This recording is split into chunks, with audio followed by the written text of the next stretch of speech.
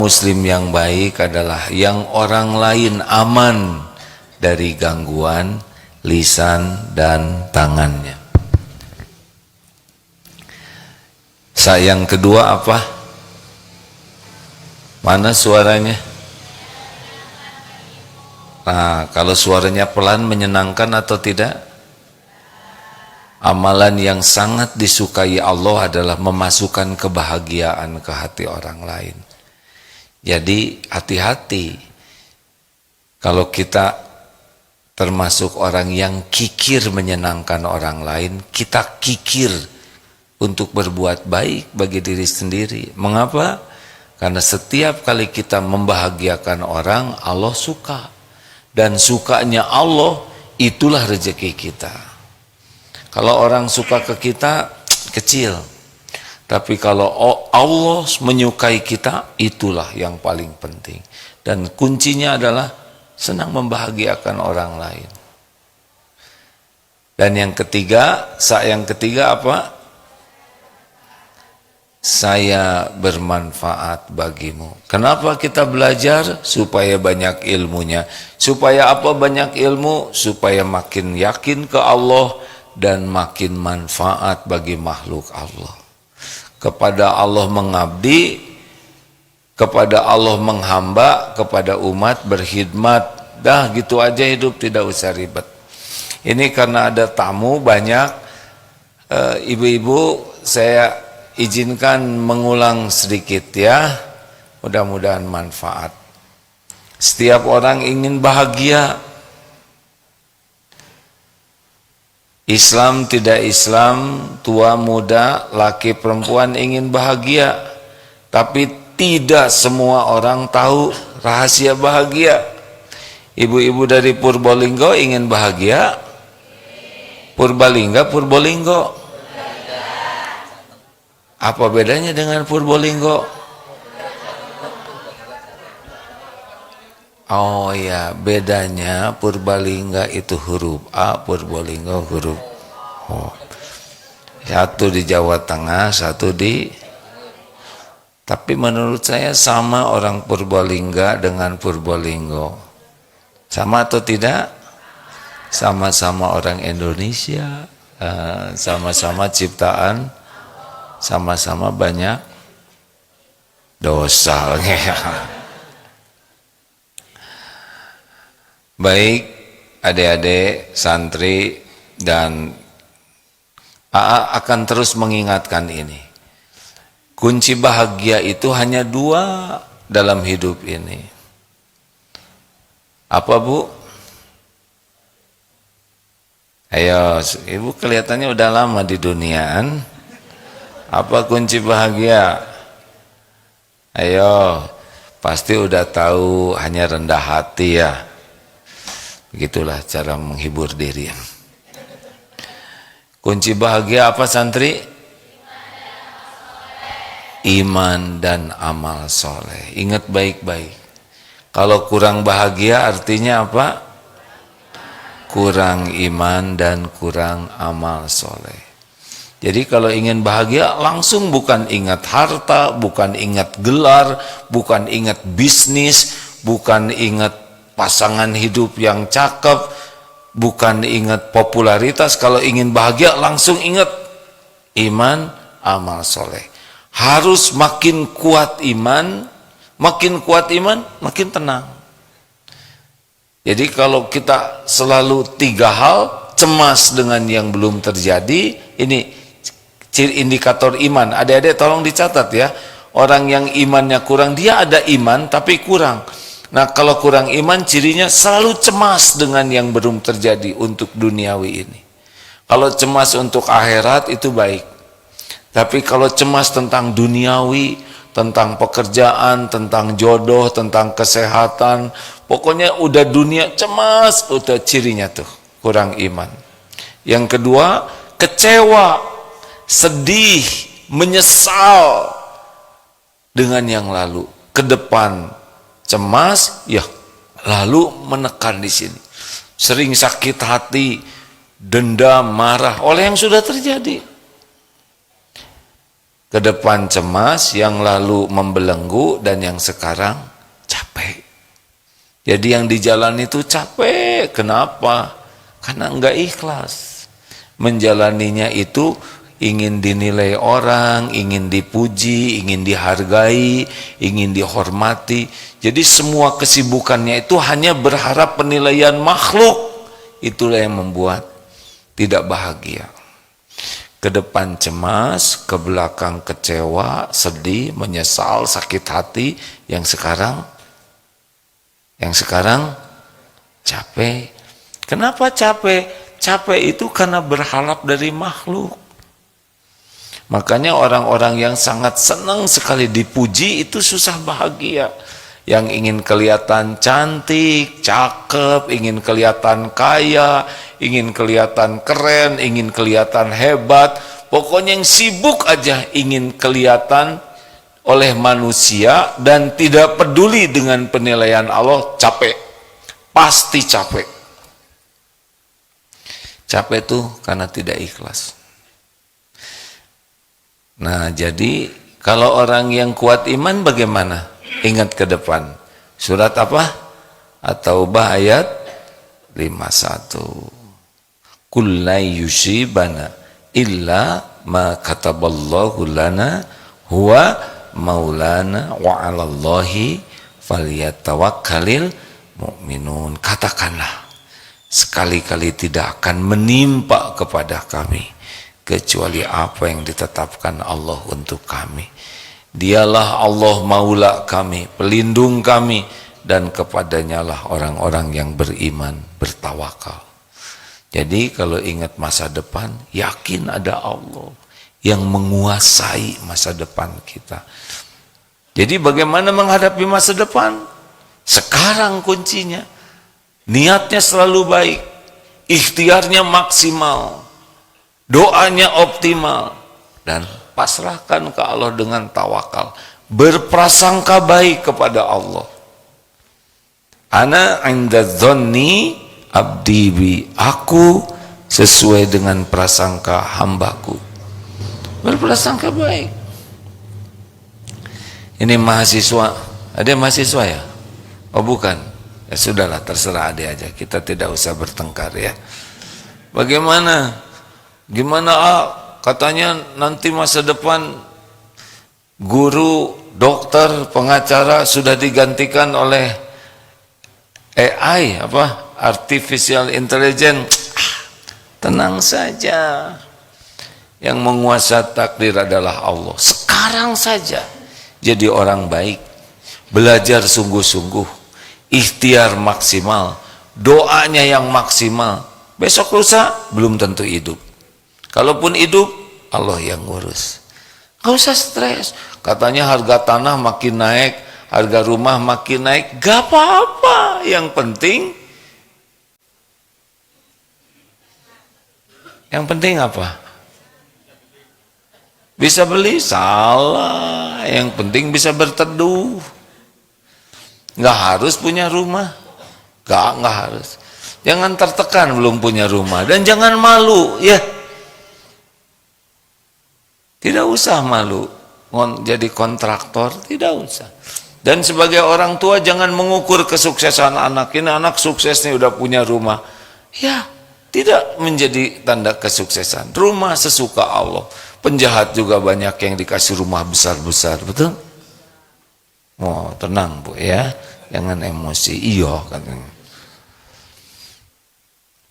Ikhtiar saja. Gimana kalau sampai meninggal tidak punya rumah? Ya enggak apa-apa, yang penting punya rumah di sorga, ya kan?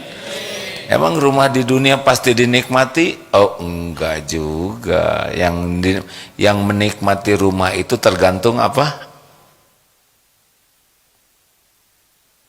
Ih, jangan bikin jengkel. Yang bahagia di rumah itu tergantung apa? Ya Allah, santri bahagia di rumah tergantung apa? Ya, yang bahagia yang punya rumah tuh yang kuat imannya.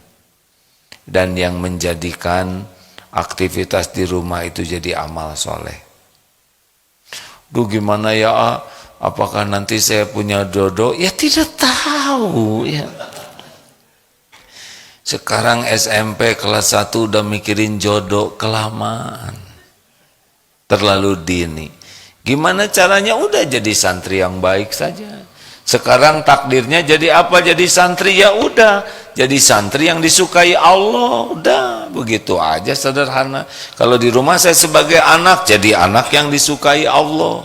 Ini bapak-bapak nanti jadi suami, gimana untuk menafkahi keluarga? Jadi suami yang disukai Allah.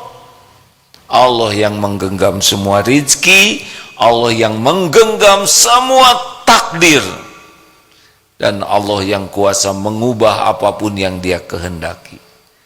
Nah, kalau punya iman kayak gitu, gara-gara ingat masa depan, hari ini jadi bagus, hari ini jadi semangat, hari ini jadi maksimal. Itu karena yang kita punya adalah hari ini. Besok belum tentu hidup. Ya Mbah ya. Sama dengan saya Mbah. Mbah kan udah agak lama di dunia ya. Hah? Sudah berapa tahun Mbah? Kan? Mau panjang umur? Mau berapa? 200? Hah? Jangan memberikan pertanyaan yang membuat orang susah menjawabnya. Maaf ya Mbah ya. Bagaimana tentang yang lalu? Surat apa? Al-Hadid ayat 22, 23. Maaf ya para pendengar, ini mengulang karena tamunya baru lagi ya. Jadi dan kelihatannya wajahnya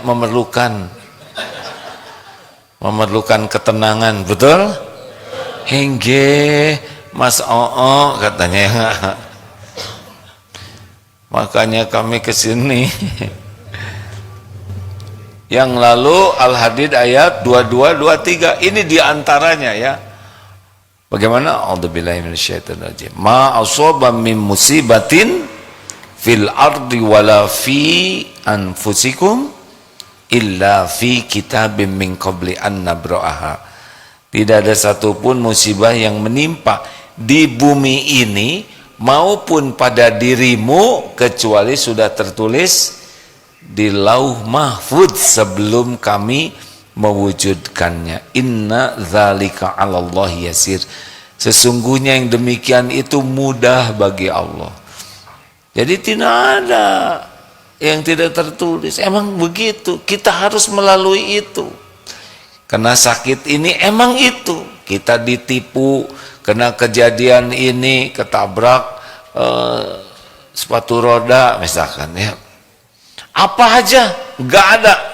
Tidak ada satupun musibah yang terjadi tanpa izin Allah, tanpa sepengetahuan Allah. Tidak ada. Emang kita harus begitu. Jadi bagaimana menghadapi yang lalu? Lanjutannya ya. Dan semua itu mudah.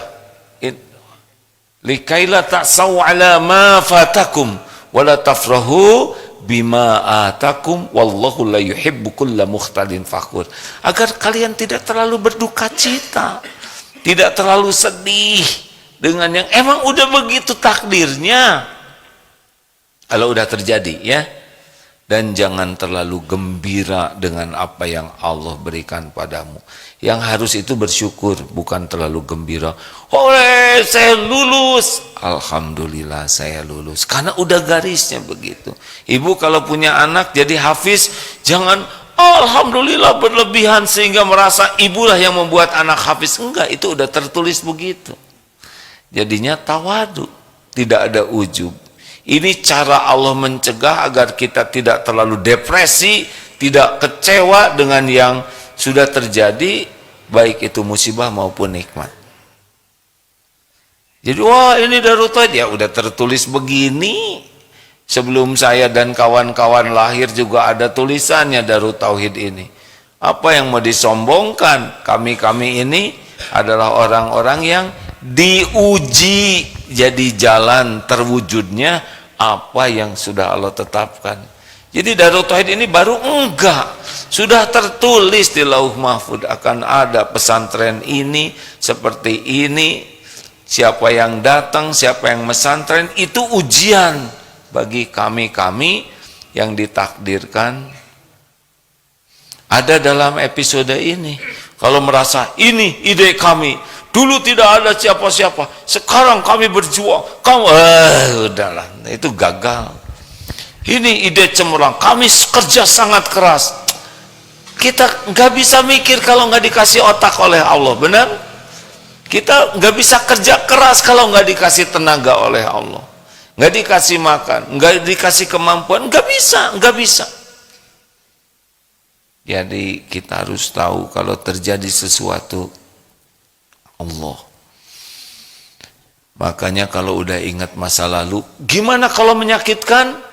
Wa ma asabakum min musibatin fabima kasabat aidikum wa ya'fun katsir. Kalau masa lalunya sedih, menyakitkan, itu pasti karena dosa. Begitu aja ingatnya.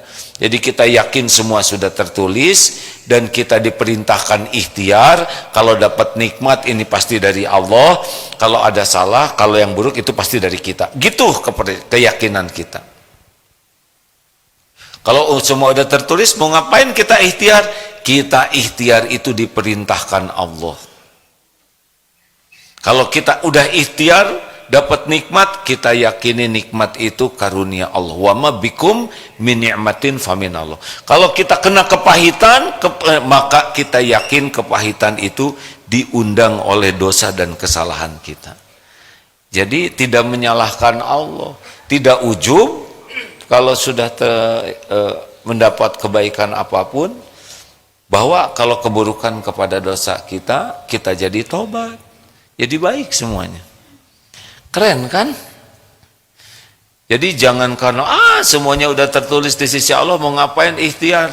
Kita melanggar. Karena perintah ikhtiar itu jelas. Ihris ala ma yanfa'uk wasta'in billah wala ta'jaz. Bersemangatlah, bersungguh-sungguhlah dengan apa-apa yang manfaat bagimu. Dan minta tolong ke Allah, satu paket ya. All out-nya ikhtiar dan doa satu paket. Wala ta'zaz, jangan lemah. Baru kalau sudah terjadi sesuatu, wa in asobaka syai'un fala taqul lau anni fa'atu kana kada wa kada. Dan jika terjadi sesuatu, jangan mengatakan seandainya begini pasti begini. Enggak boleh.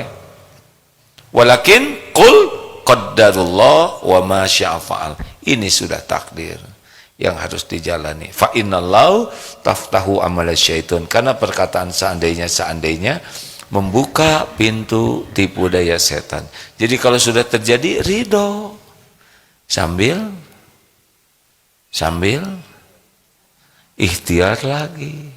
Sakit gigi, ridho sambil pergi ke dokter gigi. Sesampainya di dokter gigi ada tulisan, maaf hari ini dokter tidak praktek karena sama sedang sakit gigi seperti saudara. Terus gimana? Terus bagaimana? Ridho lagi. Tidak boleh mengatakan tahu begini saya nggak akan pergi. Bagaimana nggak pergi? Udah nyampe ya. Kan ada yang suka, coba kalau kamu nggak pergi pasti nggak hilang. Nggak mungkin. Kalau udah takdirnya harus terjadi, kita akan ke sana. Gimana dong? Nggak rugi. Kalau kita ridho, kita ikhtiar, nggak ada ruginya. Kepahitan itu menggugurkan dosa. Kepahitan itu bisa nambah pahala. Kepahitan itu bisa ngangkat derajat. Kita enjoy saja dengan apa yang terjadi. Betul? Faman rodiya falahu ridho. Barang siapa yang ridho kepada takdir Allah, Allah ridho kepadanya. Udah tersambung. Oh sudah tersambung. Terima kasih Pak Miftah. Semoga Pak Miftah Farid dimuliakan Allah dengan ketakwaan, diberikan usia panjang penuh dengan kebaikan, sehat lahir batin, dan istiqomah oleh Allah sampai kelak suatu saat husnul khotimah jadi ahlul jannah. Amin ya rabbal alamin. Itu doa untuk guru kami Pak Kiai Haji Miftah Farid yang sekarang mengisi di MKFM. Silakan. Maaf Mim, semangat saya ngelihat jam. Rasulullah SAW bersabda, Inna uzmal jazai ma'al uzmil balai. Sesungguhnya besarnya pahala itu sesuai dengan besarnya ujian dan cobaan. Inna uzmal jazai ma'a uzmil balai. Wa innallaha idha ahaba kauman. Dan sesungguhnya jikalau Allah mencintai suatu kaum, ibtalahum, Allah memberikan cobaan, menimpakan ujian untuk mereka. Ibtalahum faman radiya falahu ridho. Barang siapa yang ridho dengan takdir Allah, Allah ridho kepadanya. Waman sakhita falahu sakhutu. Barang siapa yang marah, tidak ridho ke takdir, Allah pun murka kepadanya. Kita ini milik Allah, terserah Allah mau diapain aja, pasti baik kok, pasti baik, karena Allah maha baik. Mau diapain aja diri kita, enggak apa-apa, kita milik Allah yang maha baik, dan Allah yang paling tahu apa yang terbaik. Allah lebih menyayangi kita daripada siapapun juga, dan tidak ada yang lebih menginginkan kita jadi ahli sorga selain Allah. Makanya kita dikasih iman, dikasih perintah, dijauh beri larangan supaya kita bahagia dunia wal akhirat. Bahagia ada di berapa tempat, Bu? Santri bahagia ada di berapa tempat? 3. Ayo yang kerasa Tuhan, malu-malu embek begitu ya. 3. Bahagia di dunia, namanya apa? Hayatan thayyibah. Lalu bahagia di mana lagi? Di alam barzah, bukan di kuburan ya. Kuburan itu tempat yang bisa kita lihat di dunia, tapi aslinya alam barzah arwah kita tuh. Nah, yang ketiga bahagia di akhirat, di sorga. Sukses itu adalah jadi ahli sorga, jadi punya harta, gelar, pangkat, jabatan. Bukan tanda kesuksesan, tapi tanda beratnya ujian. Jadi siapa di Indonesia yang paling berat ujiannya? Kalau dari segi jabatan, Pak, terserahlah siapa presiden kita yang berat itu. Makanya Mbah, nggak usah pengen jadi presiden, ya tenang, kita udah tua. Tapi yang takdirnya jadi ya pasti jadilah. Sebagai ujian. Jadi orang kaya sebagai ujian, miskin ujian. Mendingan mana? Beratan mana? Ujian tidak punya uang, ujian banyak uang? Jawab yang jelas, jangan bikin emosi kan? Mana yang berat ujiannya, banyak uang atau tidak punya uang? Banyak uang. Kenapa banyak uang ujiannya lebih berat? Karena lebih mudah untuk berbuat maksiat. Dan lebih banyak mikirin ngitung uang. Qarun itu luar biasa kekayaannya. Dia sendiri bisa menikmati kekayaan? Tidak. Aslinya Pak, ini kita-kita aja ya. Ibu ini kelihatannya dengan raja zaman dulu, hebatan mana ibu dengan zaman dulu? Sekarang atau zaman dulu? Bu? Zaman dulu, dulu Bu, permaisuri kalau mau pergi ke sana sini tuh naik unta. Ibu naik apa ke sini? Bis. Dulu mau sejuk itu dikipasin rame-rame. Ibu di bis naik apa? Di bis naik apa? Di bis pakai apa? AC. Sejuk. Dulu mau bicara jarak jauh tuh diutus ke sana. 1 bulan baru nyampe beritanya. Sekarang tinggal pakai HP. Jadi ibu dibanding permaisuri raja zaman dulu, ibu lebih keren. Iya, dulu kucel loh bu. Secantik apapun permaisuri, naik onta seminggu kucel. Asli, berapa kilometer dari Purbalingga ke sini? Coba putri zaman dulu ngaplek sampai di sini bu. Makanya Allah tuh udah membuat mudah segala urusan sekarang. Mau AC tinggal nyala itu AC. Nggak kebayar AC, kipas angin. Dulu begini orang-orang. Sekarang ingin air dingin tinggal buka kulkas, betul tidak? Oh, nikmat besar. Tapi jarang orang mensyukurinya, mengeluh aja. Sudah. Segitu aja. Jadi ibu pengen panjang umur. Pengen berapa? Mau 300? Enggak. 150. Yang benar. Kenapa enggak mau? Katanya mau panjang umur. Jadi maunya berapa? 2 tahun lagi? Enggak. Gini enggak jelas. Maunya gimana? Maunya umurnya penuh dengan kebaikan. Kapan aja terserah Allah. Mau ngapain kita lama-lama nyusahin orang, betul tidak? Saya kemarin sedih sekali ceramah, tapi sebelumnya ditayangkan. Aduh, tapi itu tayangan itu bikin sedih tuh. Jadi menceritakan seorang ibu sudah sepuh, batuk-batukan, sudah agak pikun, sudah susah jalan, dan maaf ya, sudah kurang bisa menahan kalau mau buang air. Ada dititipkan dengan anaknya yang masih gadis, lagi aduh, jadi jengkel aja bawaannya ke ibu. Ibunya dibawa ke toilet, karena begitulah ya.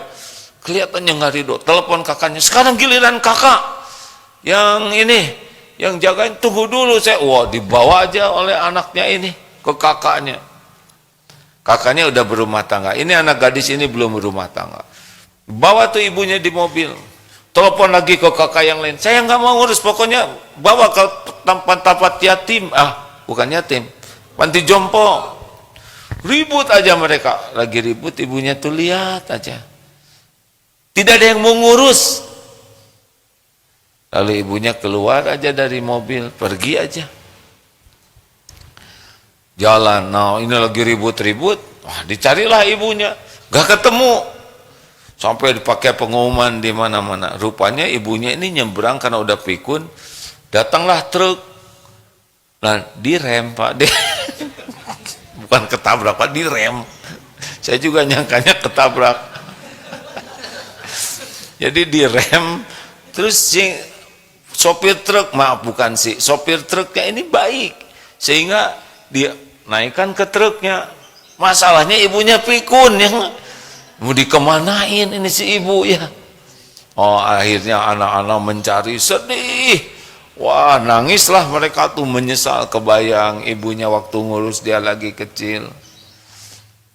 Nah, lama-lama sesudah dilaporkan, dicari-cari, akhirnya balik lagi. Jadi happy ending tuh. Mereka tobat dan akhirnya benar-benar mau mengurus ibunya dengan baik. Tapi saya mikirnya bukan sebagai anak. Saya gak mau tua-tua saya nanti nyusahin anak, kan begitu? Kalau bisa. Nah, kemarin ceramah barengan Ustadz Arifin Nugroho. Ustadz, kalau Rasulullah tuh 63 itu Masehi atau Hijriyah? Hijriyah. Sekarang mau 63 nih.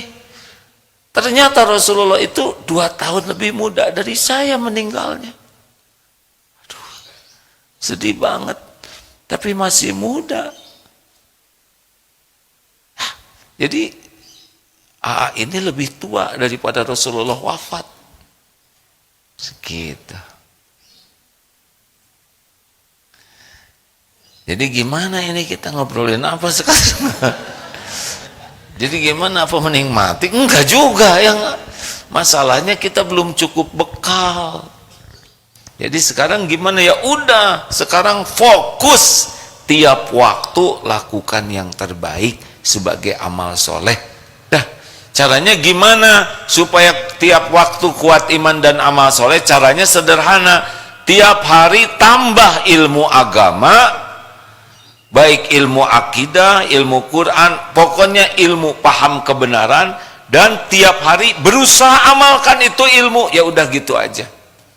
Karena yang menyebabkan iman kita lemah dan amal kita jelek adalah kurang ilmu agama, lemah ilmu agama, dan kalaupun tahu lebah mengamalkannya, kalah oleh nafsu. Gitu. Jadi sekarang saya lagi nunggu nih, kapan hidup ini berakhir dengan banyak belajar dan sekuat tenaga diamalkan ilmunya itu, bukan sekedar untuk belajar tapi untuk diamalkan. Ibu tahu siapa orang yang paling banyak ilmunya? Apa cirinya? Shh. Yang paling banyak ilmu agamanya apa cirinya, Dedek? Paling banyak amalnya. Apa cirinya orang yang berilmu? Imannya kuat. Apa ciri orang yang imannya kuat? Akhlaknya makin baik. Begitu. Terakhir, sebelum tanya jawab, dapat artikel ini. Ini penting. Saya kira manfaat ini bagi semua yang menyimak ya. Kita ini makhluk berasal dari air. Kalau bayi katanya 90%, 85% itu cairan. Kalau kita makin tua sekitar 70%. Tubuh ini cairan. Jadi aslinya kita ini aquaman, ya. Lelaki ya, aquaman. Jadi kita ini makhluk air. Karena 70% nih kita ini cairan.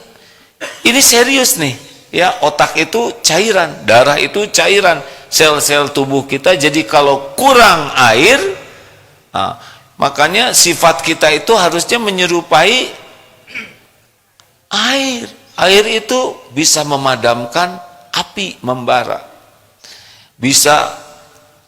Air itu kuat loh Bu. Ini beton ini kuat, digabungkan oleh siapa? Air. Air itu lembut tapi powerful. Api padam. Besi keropos oleh kota bisa lumat seketika oleh air. Disun aja sebentar, habis. Tsunami maksudnya. Nih, dengar. Kekurangan cairan atau dehidrasi, adik-adik santri menyimak ini ya, akan memiliki dampak negatif yang serius terhadap tubuh. Karena air memainkan peran penting. Kurang cairan ini kan. Berikut ini bahaya kumin, kurang minum. 1. Gangguan fungsi ginjal. Ginjal memerlukan air yang cukup untuk menyaring limbah dan racun dari darah. Dehidrasi bisa mengakibatkan penumpukan racun pada ginjal dan limbah pada yang akhirnya memicu masalah batu ginjal dan gagal ginjal, mungkin begitu ya. 2. Ketidakseimbangan elektrolit. Ini rada tinggi nih, nggak apa-apa. Air membantu menjaga keseimbangan elektrolit, termasuk natrium, kalium yang penting untuk proses biologis, termasuk fungsi otot dan saraf. kekurangan air bisa mengganggu keseimbangan ini yang menyebabkan masalah seperti kejang otot, kelelahan, bahkan masalah jantung. Jadi kurang air bisa bikin kita mudah cepat lelah. 3. Pencernaan yang terhambat. Air adalah komponen penting dari sistem pencernaan. Kekurangan air bisa menyebabkan melotot, ya. Nggak ada tulisannya di sini. Sembelit. Pada waktu setor itu akan terjadi sembelit, ya. Jadi berpegang teguh kepada gayung karena dia kesulitan mencerna makan. Jadi serius nih Pak, kekurangan cairan itu bisa sembelit. Sembelit kalau keseringan bisa ambeien. Kemudian kinerja kognitif yang menurun. Dehidrasi dapat mempengaruhi konsentrasi. Santri dengerin, santri yang kurang minum kan hulang-hulang ya di kelas itu. Kenapa? Karena ternyata kekurangan cairan bisa mempengaruhi konsentrasi, koordinasi, kognisi secara umum dan menyebabkan kesulitan dalam membuat keputusan, dalam masalah memori dan perubahan suasana hati. Jadi orang yang sering bete itu bisa jadi kekurangan minum. Makanya kalau punya suami bete terus coba disiram, ya. Dikasih minum. Pak, jelas Pak. Kalau istri misalkan bete terus, udah minum aja terus, ya. Ternyata selain air, adek-adek, mana yang bisa lebih membuat emosional? Daging atau tempe? Santri dibuat 2. Ini kelas 1A, kelas 1B, kelas 1C. Kita lihat mana yang lebih emosional.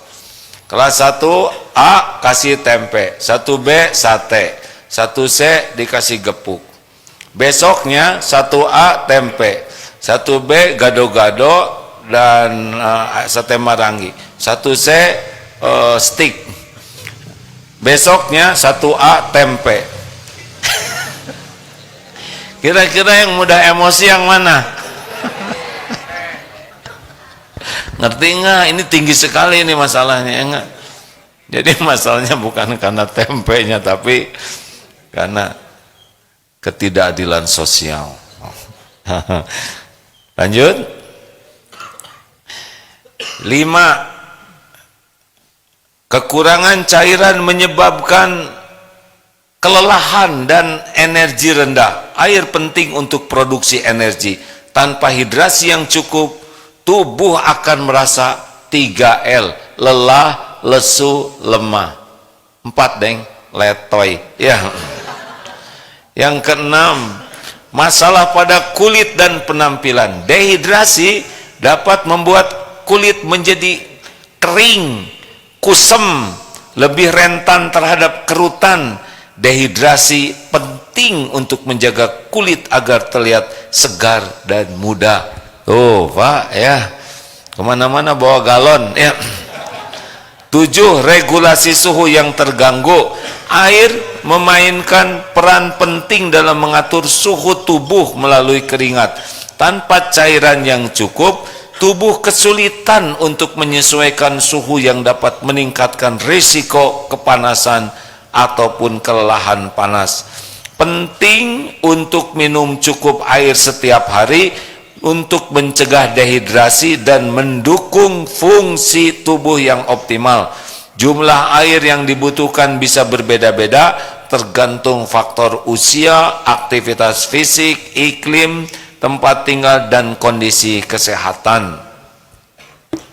Ini penting hadirin sekalian, apalagi yang sudah makin senior. Saya nggak nyebut tua ya Pak ya, karena katanya orang yang tua ini rasa hausnya berkurang walaupun tubuhnya sedang kehausan. Dan salah satu ciri kita kekurangan cairan, salah satunya ya adalah bibir kita kering. Nanti lama-lama sariawan. Udah, itu kondisi dari imunitas yang menurun dan berbagai hal. Kita minum aja malas itu. pada buat diri sendiri. Di Australia kemarin di Perth itu satu botol yang 600 ml harganya $3,8 atau 40.000. Nah, kalau kita ke sana ya siap-siap aja nggak minum ya. Tapi pemerintahnya tahu kalau beli di restoran mahal, maka keran-keran itu gratis.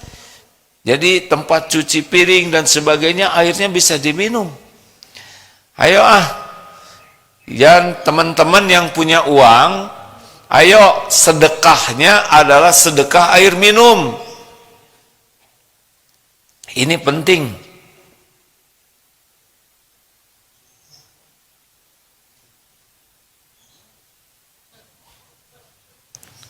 Kakek nggak boleh ngobrol ya.